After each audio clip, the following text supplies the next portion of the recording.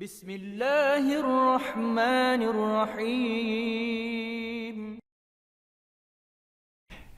Let's just touch upon Ramadan. It is here. It's made it, and this is part of the dawah. You know, communicating this peaceful, beautiful message of submission to the Creator, not the creation. Living your true purpose that was sent by the Creator. Islam is nothing esoteric. Just only a few can understand. It really makes sense. And if you're asking God Almighty for guidance, you'll see that Islam provides beautiful teachings, preserved, authentic.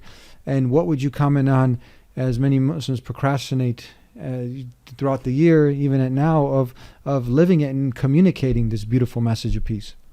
What is the very first thing comes to your mind, Brother Eddie, if I say the word Ramadan? Would that be food, or would that be fasting? Fasting.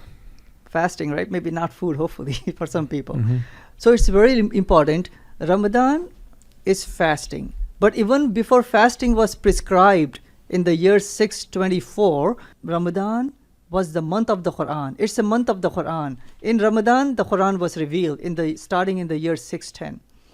And it says in the Quran, chapter number 2, verse number 185, that Quran came as a guidance for all of humanity. And who is to take that guidance, that beautiful message, the message of peace and justice to the world? We Muslims are given that assignment. We are supposed to be the ambassadors of taking the guidance. So it's really important when we are going about in fasting and waking up for suhoor and doing iftar and planning the whole day and ibadah and the Taraweeh prayer, we also have to be conscious that this Quran that we have, it is meant not just for Arabs, Indian, Pakistani, Africans, it is meant for all of humanity. So that means we should be actively conveying the message. So here are some of the ways we can really quickly do it.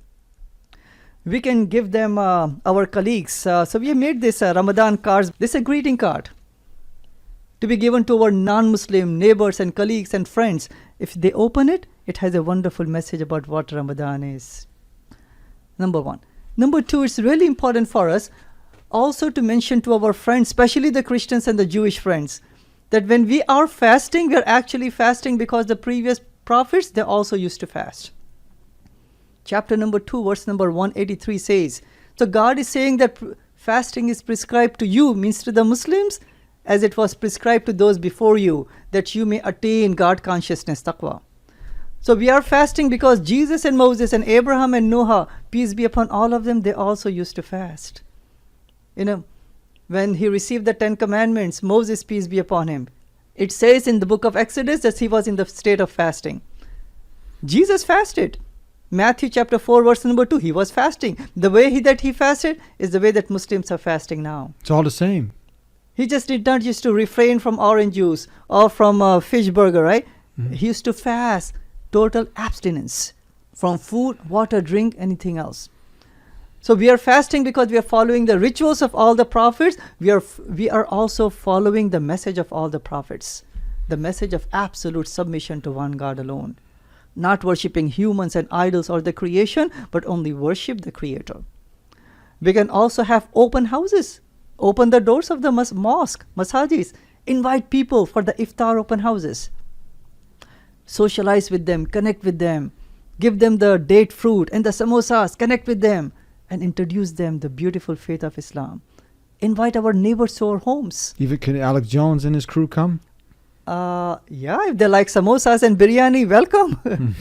No, seriously, we do want them to come so they can sit down with us as brothers and sisters in humanity. We want them to come. Now, you know, Ramadan is coming now in the month of, in the season of summer. That means long days, and especially the families and the kids are off.